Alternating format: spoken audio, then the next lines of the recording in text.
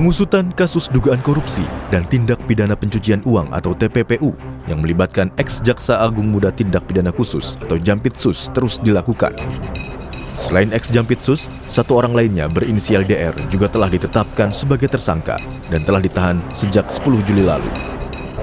Kepala Pusat Penerangan Hukum Kejaksaan Agung, Anang Supriyatna bilang, hingga saat ini belum ada jadwal pemeriksaan ex-Jampitsus. Nah, kebetulan ini kekhususan pelimpahan sudah penyerahan hasil perkara sudah kita terima, dan terkait dengan yang disampaikan terkait dengan inisial FA itu, yang jelas yang bersangkutan masih ada di Indonesia, tidak keluar negeri dan kooperatif dan dalam pantauan penyidik. Artinya selama ini belum pernah juga ada pemeriksaan terhadap belum, kan baru kemarin, kan perlu proses kemarin ya. Pusat Kajian Anti Korupsi UGM mendorong kasus ini diambil alih KPK. Menurut peneliti Pukat UGM, Zainur Rahman, penanganan kasus ex-Jampitsus makin tak jelas saat pelimpahan dari penyidik Polri ke penyidik Kejaksaan. Penanganan perkara ex-Jampitsus FA semakin tidak jelas setelah diserahkan dari penyidik Polri ke penyidik Kejaksaan untuk dilanjutkan penyidikannya. Potensi kasus ini berhenti hanya di FA ini juga sangat besar.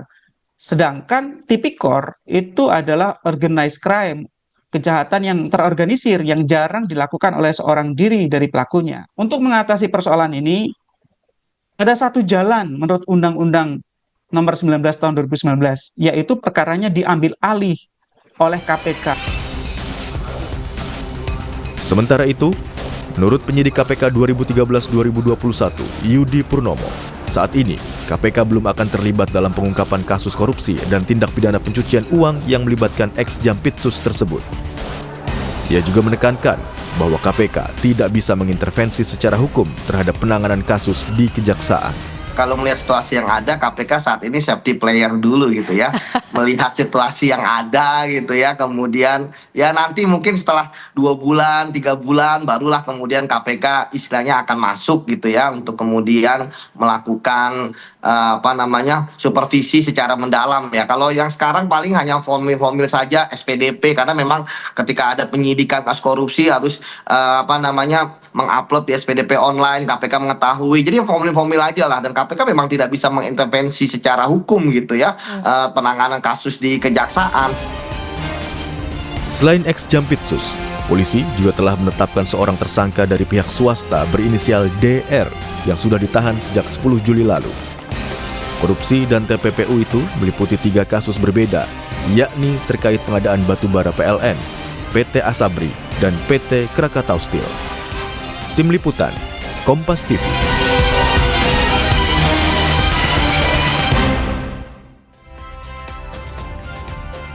Kasus korupsi yang menyeret ex-Jampitsus bukan hanya menarik perhatian karena barang bukti emas dan uang dengan jumlah fantastis, tapi juga karena polisi menyerahkan kasus ini ke Kejaksaan Agung yang notabene adalah institusi asal mantan Jampitsus tersebut. Apa langkah yang harus dilakukan demi menjawab kekhawatiran publik? Apakah KPK perlu dilibatkan dalam pengusutan kasus ini?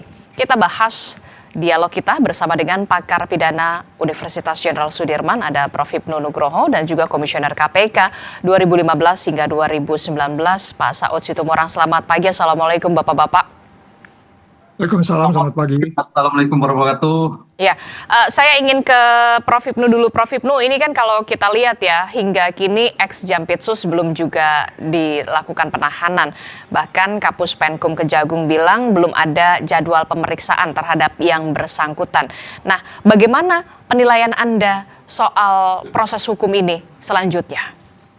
Ya, ini memang yang menarik ya. Jadi pelimpahan itu kalau kita lihat hal yang tidak lazim, Mbak. Karena di dalam pasal 58 KUH baru itu sebutkan bahwa setiap penanganan yang dilakukan oleh penyidik berkoordinasi dengan penuntut umum dalam rangka sebagai bentuk sistem peradilan pidana sesuai dengan kewenangan masing-masing. Nah gitu loh. Jadi harusnya dipenyidikan dulu di polisi kan gitu lah. Oke, jadi Anda sepakat apa yang dikatakan oleh Prof. Mahfud ya beberapa hari yang lalu. Kalau ini memang tidak lazim dan sebagainya, kalau menurut Anda dari penilaian Anda? Betul, pasal 58 seperti itu Mbak. Pasal 58 kan setiap penanganan yang dilakukan oleh penyidik Polri berkoordinasi dengan penuntut umum sesuai dengan kewenangan masing-masing dalam kerangka sistem peradilan pidana.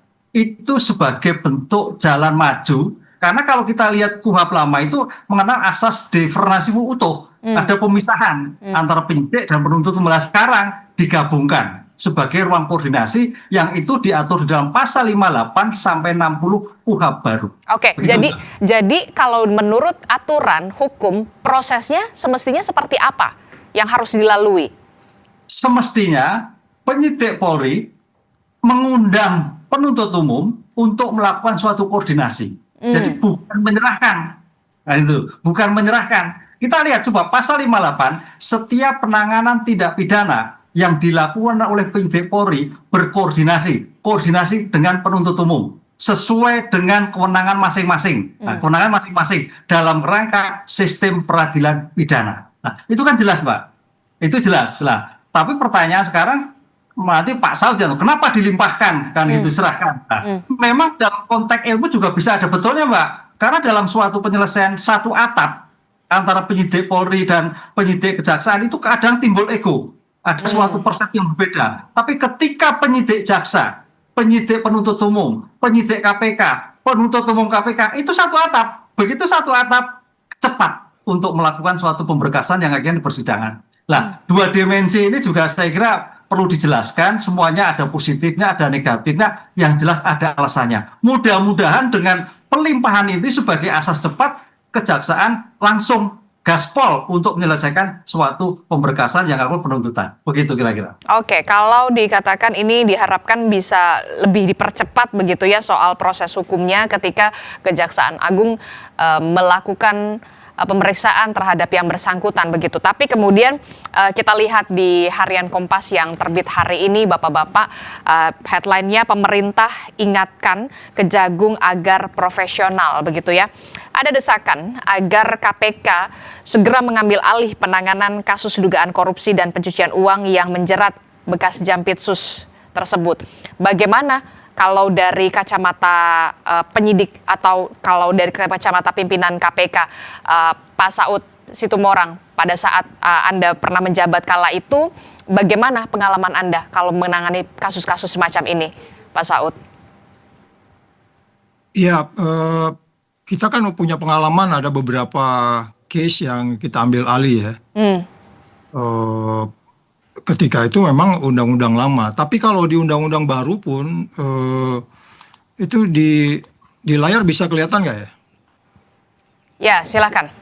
Ya, itu di layar itu kelihatan ya. Syarat pengambil alihnya itu ada berapa itu? Ada 7 syarat tuh. Jadi ngambil ini pasal 10 Undang-Undang 19 ya Mbak ya? Iya. Pasal 10 Undang-Undang 19 tahun 2019.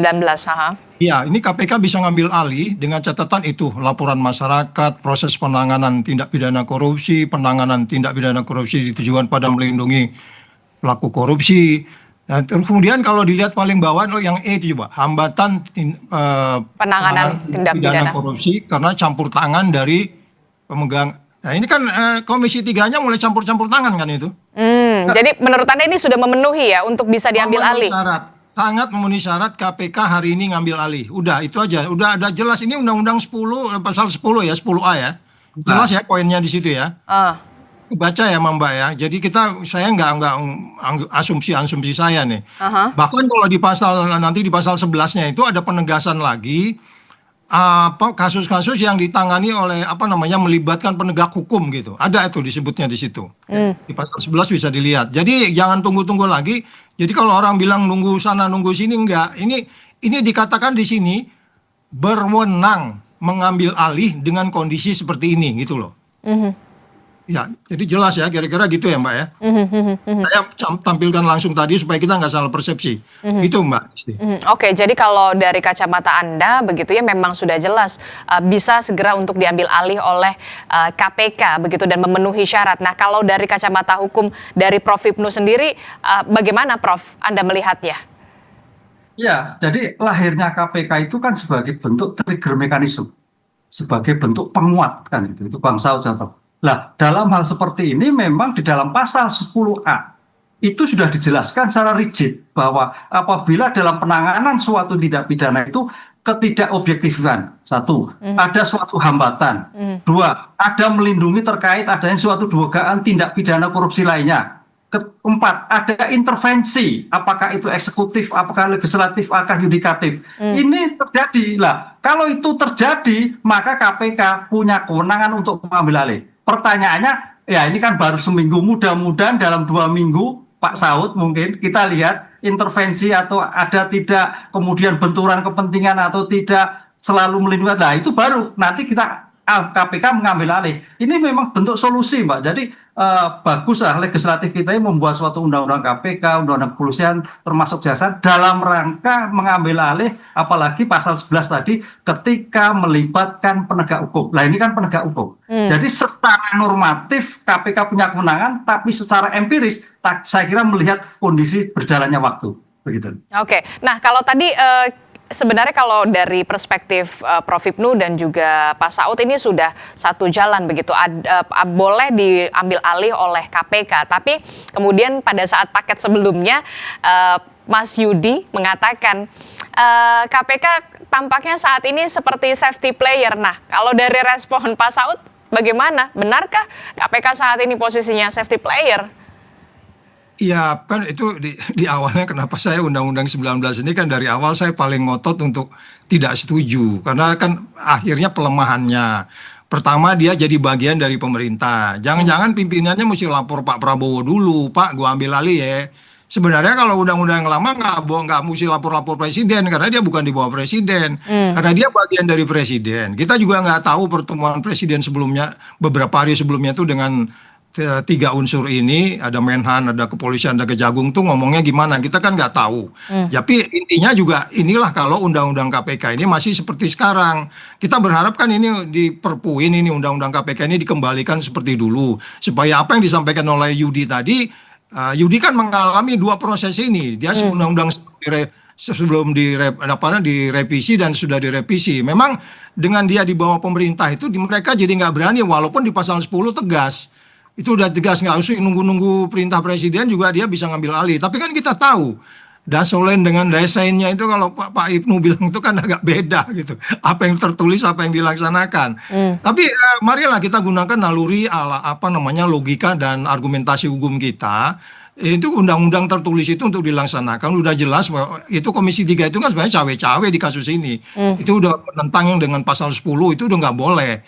Dia nggak datang ke sana, terus kemudian kita nggak tahu juga pembicaranya apa di sana, sehingga kemudian diserahkan ya seperti itu.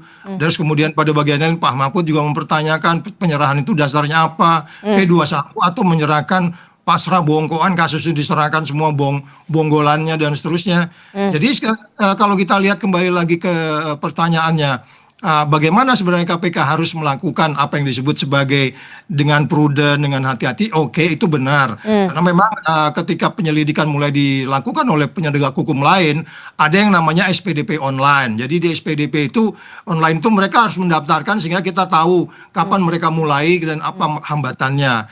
Tapi janganlah lupa bahwa di Undang-Undang KPK juga di bagian awal, kalau publik sudah sangat menyoroti, saya nggak tahu kalau publik menyoroti juga bisa pengaruh media, pengaruh TikTok ya. Tapi intinya di situ sebagian menarik perhatian publik. Ya ini kan kasus high profile person, emasnya kalau dibiarin bisa jangankan 74 kilo, bisa jadi 100 kilo tuh dan seterusnya.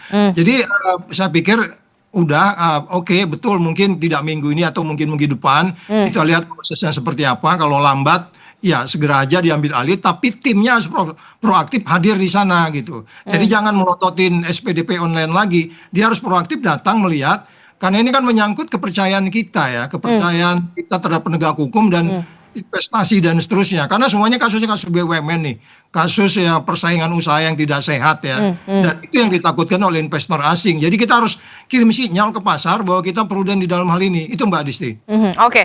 Melalui keterangan tertulis, Menko Bidang Hukum, Hak Asasi Manusia, Imigrasi dan Pemasyarakatan Yusril Iza Mahendra mengatakan pelimpahan kasus yang menyeret ex Jampitsus itu bisa dapat mempercepat proses penegakan hukum kalau ditangani oleh Kejagung. Nah, kalau dari kacamatanya Pak Saud, betulkah ini akan segera selesai lebih dipercepat dibandingkan ketika dialihkan atau diambil alih oleh KPK? Ya, persoalannya kembali lagi, kita kan selalu berawal dari bagaimana sebenarnya undang-undang KPK itu dibuat. Tadi Prof. Ibnu sudah menegaskan, karena ada problem di dua institusi ini. Ya, makanya disebutnya juga ada pasal 10 itu. Terus kemudian ada lagi pasal yang disebutnya koordinasi, supervisi, monitoring, pencegahan, penindakan. Jadi itu menunjukkan bahwa KPK itu merupakan solusi, walaupun sekali lagi saya tegaskan, Undang-Undang 19 2019 ini membuat KPK menjadi mandul, karena dia bagian dari pemerintah, dan itu harus dikembalikan dalam beberapa periode ke depan. Kita sarankan Presiden seperti itu, supaya ini nggak ragu-ragu. Jadi kemarin mereka hadir di konferensi pers, karena jadi penonton, nggak begitu. Dia harus sudah melihat, oke, lu kalau nggak benar gue ambil alih dan gue kasih kamu waktu seminggu gitu. Apakah boleh gitu? Boleh, karena itu undang-undang mengatakan. Itu tinggal soal bagaimana toto kromo segala macam, ya oke lah. Oke. Tapi itu bukan salah satu intervensi berarti kalau menurut Anda? Oleh siapa? Oleh Presiden. Oh ya iya dong. Tapi kalau KPK kan by definition. Oke, kita katakan political apa namanya pemerintah, oke silakan politik hukum pemerintah. Tetapi kalau kemudian dia masuk ke proses formil dan materialnya, kalau bahasanya Pak Wisnu, Prof. Wisnu itu udah nggak bisa. Dia hanya bisa mengatakan, benerin ya, gue mau ini indeks persepsi korupsi tahun depan naik, lu jabarin sendiri. Nah, dilakukan dengan prudent. Nah, kemudian sesuai dengan undang-undang masing-masing, KPK udah menegaskan dia juga harus sebenarnya ngambil proaktif. Kalau dikatakan Presiden harus mengatakan intervensi untuk kemudian membuat kasus ini menjadi transparan, akuntabel, bebas dari konflik kepentingan, fair, nggak apa-apa, itu Presiden bagus. Tapi kalau kemudian dia kemudian tidak transparan, tidak akuntabel, konflik of interest-nya tinggi karena ewu pakewu, bahkan tidak fair, kita kan bicara sekarang kecepatan dan kedalaman kasus ini. Tidak hanya uang sekian itu hanya satu kasus, itu banyak kasusnya di situ, banyak melibatkan orang. Jadi kalau memang Presiden tujuannya untuk transparan, akuntabel, bebas dari konflik kepentingan, dan kemudian fair dilaksanakan, oh ya nggak apa-apa, itu Presiden inline dengan konstitusi kita, gitu Mbak. Oke, nah ini yang penting harus segera dijawab begitu, termasuk juga soal keraguan publik, soal independensi Kejaksaan Agung dalam memeriksa ex Jampitsus begitu ya pada 3 kasus korupsi yang kita tahu saat ini begitu. Nah, bagaimana Prof. Ibnu melihat ini untuk bisa menjawab dari keraguan publik soal independensi pemeriksaan terhadap mantan Jampitsus ini? Ya, kalau masalah independensi Pak, Indonesia itu sudah pengalaman semua Mbak Adisti. Kita lihat polisi menindak polisi, banyak. Jaksa menindak jaksa, sudah banyak. Hakim mengadili hakim, sudah banyak. KPK juga mengadili staf KPK juga banyak. Ini sudah terbiasa. Lah, oleh karena itu, karena ini menjadikan suatu kasus yang mendapatkan sorotan publik dan menyangkut orang pejabat tinggi terkait kejaksaan, saya kira ini punya tanggung jawab moral independensi yang luar biasa bagi Kejaksaan Agung. Taruhannya nama besar nih. Karena kalau ini sampai menjadi tidak objektif, ada sesuatu yang disembunyikan, ini akan membawa nama Kejagung itu terseret-seret terus. Ini yang harus kita ingatkan, sehingga mudah-mudahan dengan kasus ini ada percepatan memisahkan antara yang bersangkutan sebagai pejabat, mantan pejabat, dan sebagai penyidik. Disinilah pisah antara sebagai orang yang melakukan sebagai penguapan perkara melakukan, ataupun institusi yang melakukan suatu tindakan tadi. Ini yang harus dijelaskan. Oleh karena itu dalam seperti ini kita percayakan dulu, ya, kita percayakan dulu beberapa kali. Kalau memang tidak, baru tadi pasal 10A, pasal 11A yang terkait dengan Undang-Undang KPK ambil alih. Ini yang saya kira menjadikan suatu taruhan, karena jangan sampai juga ujuk-ujuk diambil alih. Oh, kita lihat dulu kan itu seminggu 2 minggu. Kalau itu tidak mampu, nah ini pasal 10A, pasal 11A yang terkait dengan penanganan bertele-tele itu menjadikan ruang kewenangan KPK untuk mengambil alih begitu. Oke, nah ini kalau Pak Saud, kalau dari pengalaman Anda sebagai pimpinan KPK melihat adanya barang bukti yang luar biasa fantastis begitu, mungkinkah ini hanya dilakukan terhadap 2 tersangka saja, ataukah kemudian muncul dugaan ada pemain-pemain dalam tanda kutip ya, pemain-pemain yang kemudian lebih kakap dari 2 tersangka yang sudah ditetapkan ini? Ya, secara definisi kan korupsi itu nggak sendirian, Mbak. Itu sistem. Makanya korupsi itu disebutnya extraordinary crime. Itu kan variabel yang melingkupinya itu sangat banyak. Cenderung political corruption, state capture corruption, tidak sendirian, merusak sistem, mengecewakan masyarakat dan seterusnya, sehingga disebutlah sebagai extraordinary crime. Karena sistemnya itu yang kita sebut sebagai meyakinkan kepada kita, sistemik, itu melibatkan struktur, ya kan? Nggak mungkin juga kalau yang bersangkutan ini si Epa ini sendirian, nggak. Makanya kan kemarin menimbulkan pertanyaan, dia ada tim di sana, dia bekas pimpinan di sana, kemudian diperiksa bekas sama anak buahnya. Saya nggak ngerti psikologinya kayak apa itu. Oke lah, sehingga kemudian kita kan tahu bagaimana sosiologi di Indonesia, bagaimana juga psikologi bekas pemimpin dan bawahan dan seterusnya. Jadi dan semua bisa saling kunci-mengunci. Lu kalau nanya gua lagi nanti gua sebutin lu bagian dari tim gua lo. Bisa aja dia ngomong kayak gitu kan. Jadi makanya saya bilang karena ini sistemik, tidak hanya di bawah, tidak bisa jadi juga menyangkup di luar, di pucuk pimpinannya dan melebar ke samping ke eksekutif legislatif yang lain gitu loh. Ini yang saya katakan kembali lagi, kita sangat mengecewakan betul sehingga kemudian ketika kasus seperti ini terjadi dan ini sudah dibayangkan oleh undang-undang KPK yang lama, kita jadi confused. Kalau umpamanya kemudian undang-undang yang seperti yang kemarin dan KPK-nya tetap seperti yang sebelumnya, dia udah bisa langsung peringatkan, gua kasih waktu ya 2 minggu, kalau lu nggak beres gua ambil alih. Sekarang ini dia nggak bisa, dia mesti izin presiden dulu. Presiden kan membawahi KPK sekarang. Jadi makanya saya bilang kalau kita mau ini tuntas solusinya, please Pak Presiden buat perpu, kembalikan undang-undang KPK supaya Anda selesai nanti memimpin tuh beres dengan kembali ke sebelumnya dan noise seperti ini nggak akan terjadi. Kita sekarang kan beberapa orang juga nggak percaya sama KPK. Katanya KPK dipimpin oleh polisi. Dulu juga waktu zaman saya ada polisi juga di dalam sana. Tetapi karena ada check and balance-nya dan undang-undangnya, ya orang percaya pada publik. Ini kan kalau kita bicara perkembangan Republik ini, perkembangan ekonomi dan seterusnya, itu kan urusannya saat ini trust. Bagaimana kita mengembalikan trust. Jadi jangan membuat sebuah upaya-upaya yang menimbulkan kecurigaan, sehingga kemudian rupiahnya ini akan anjlok terus nih. Terus Anda bilang nggak ada, Disti. Kamu kejam kalau bilang nggak ada hubungannya dengan kasus ini. Semuanya ada kaitannya gitu loh. Jadi sekali lagi, ya kita harap KPK segera hadir di sana menjelaskan, pimpinannya menyebutkan entah izin presiden dulu bahwa dia prudent mengawasi, melihat ini, meyakinkan ke publik bahwa kita sebut sistemik tadi yang Mbak Adis ditanyakan tadi melibatkan banyak pihak itu bisa diselesaikan.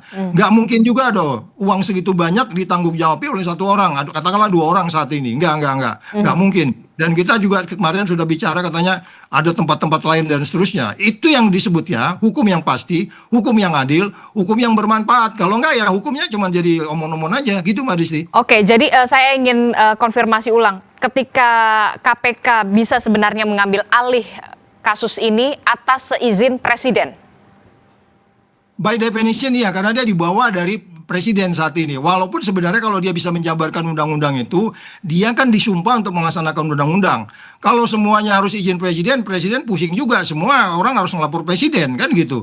Ya hukum itu kan nalar argumentasi logika. Ketika Anda transparan, akuntabel, tidak konflik kepentingan dan fair, itu Anda udah penegak hukum yang benar. Anda bisa pertaruhkan kemanapun jabatan Anda. Tapi kalau Anda jadi orang yang penakut, nah itu udah saya bilang nilai-nilai seperti itu harus dihapus dari KPK. Anda harus pemberani, itu menanggung resiko. Itu yang mungkin kita sebut kenapa rusaknya nilai-nilai di KPK itu saat ini gitu loh Mbak. Oke, terakhir saya ingin ke Prof. Ibnu. Prof. Ibnu, kalau dari kacamata Pak Saud Situmorang ada berbagai macam solusi, salah satunya itu tadi yang disebutkan oleh Pak Saud. Kalau dari Prof. Ibnu sendiri?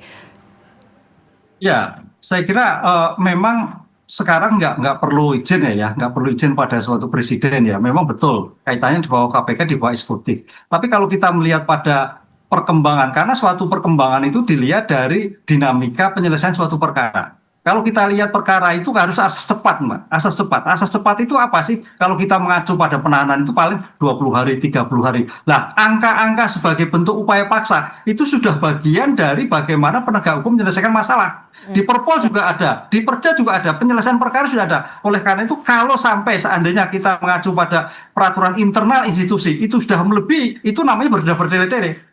Sudah tidak objektif lagi. Lah, karena kita lihat kan, karena gini Pak Saud juga, di era sekarang kuhab baru ini memang meletakkan penahanan itu sebagai subjektif, objektif terukur. Sehingga kadang-kadang menjadikan tidak dilakukan. Lah, kalau tidak dilakukan biasanya penyelesaian itu agak berat larut. Kan itu. Tapi kalau upaya paksa dilakukan, itu menjadi tepat Mbak. Tepat, karena begitu tidak selesai, harus dikeluarkan. Lah, ini biasanya yang terjadi menjadikan nilai tersendiri bagi penegak hukum untuk menilai percepatan. Oleh karena itu paling tidak dengan gaya masing-masing penyelesaian perkara di penyidik, penuntut umum sudah ada jeda waktu, saya kira harus itu yang menjadikan dasar untuk tidak bertele-tele. Satu. Kedua, ada suatu perkembangan periris. Apa yang dilakukan? Oh, emasnya seperti apa? Daerahnya dari mana? Asalnya dari mana? Kemudian rilis tersangka. Oh, orangnya bertambah. Kedudukannya seperti ini. Oh, terkait dengan asal-usul barang dari sini dan sebagainya. Itu saya kira sebagai bentuk objektivitas. Jadi kalau memang nanti diem-diem, ujuk-ujuk, naiklah. Saya kira itu suatu pertanyaan objektivitas. Lah, itu saya kira baru KPK juga langsung bisa mengambil alih, gitu, Mbak. Sepanjang ada konferensi pers, ada keterbukaan, saya kira masih bisa dalam koridor untuk segera percepatan seperti itu. Oke, nanti kita akan lihat akan seperti apa, tapi pemerintah sudah mengingatkan Kejaksaan Agung agar